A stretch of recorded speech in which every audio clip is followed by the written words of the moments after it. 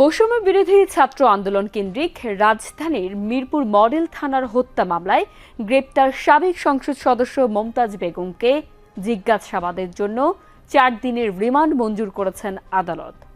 ১৩ মে মঙ্গলবার ঢাকার metropolitan magistrate Mohammad Jewel Rana রিমান্ডের এই আদেশ দেন। শুনানিতে ঢাকার মহানগর পাবলিক প্রসিকিউটর ওমর ফারুকী জানান, মন খারাপ থাকলে শেখ হাসিনাকে গণভবনে গিয়ে গান শুনিয়ে আসতেন মমতাজ বেগম।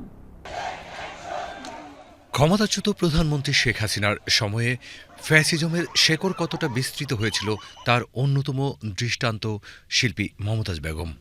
মহান সংসদে দাঁড়িয়ে যেখানে জনগণের পক্ষে কথা বলার দরকার ছিল, সেখানে চলত ভাড়ামি। মূলত মমতাজ স্তুতিমূলক গান ও চটুল বক্তব্যের মাধ্যমে স্বৈরশাসক শেখ হাসিনার কাছের মানুষ হয়ে ওঠেন, পেয়ে যান জাতীয় সংসদের টিকিটও।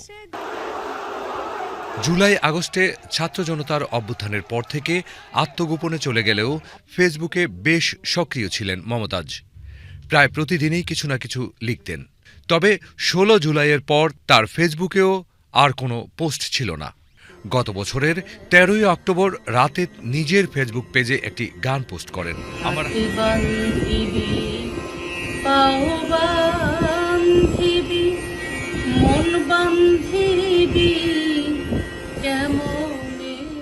গানটি প্রকাশের পরই সামাজিক মাধ্যমে শোরগোল ওঠে তাকে নিয়ে।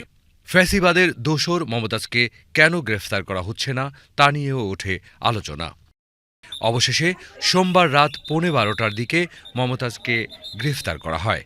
পরে ১৩ মে মঙ্গলবার বৈষম্য বিরোধী ছাত্র আন্দোলন কেন্দ্রিক রাজধানীর মিরপুর মডেল থানার একটি হত্যা মামলায় তাকে আদালতে হাজির করে ৭ দিনের রিমান্ড চাইলে ঢাকার মেট্রোপলিটন ম্যাজিস্ট্রেট মোহাম্মদ জুয়েল মিয়ার আদালত তার ৪ দিনের রিমান্ড মঞ্জুর করেন।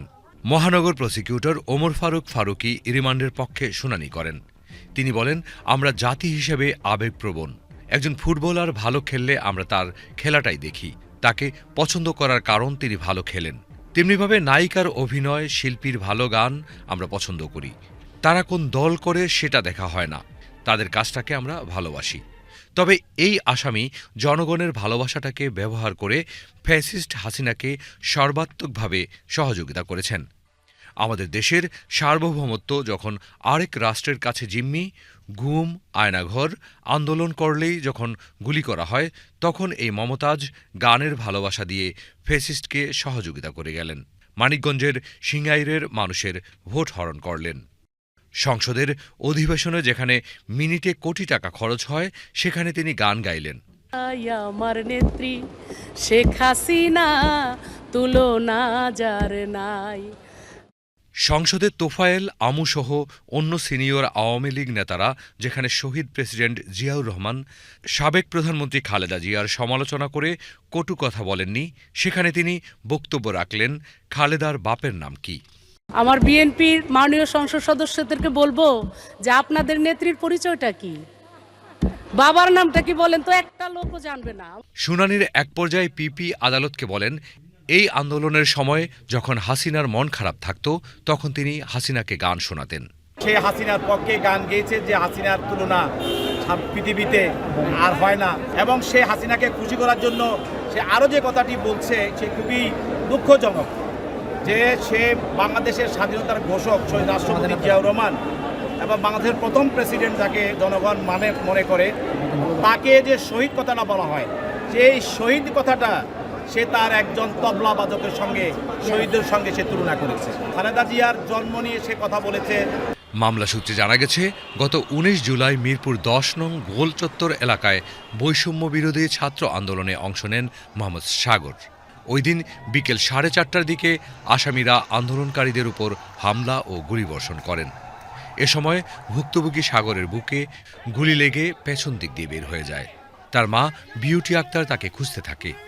এক পর্যায়ে ওই দিন দিবাগত রাত ৩টায় মিরপুরের একটি বেসরকারি হাসপাতালে তার লাশের সন্ধান পান তিনি।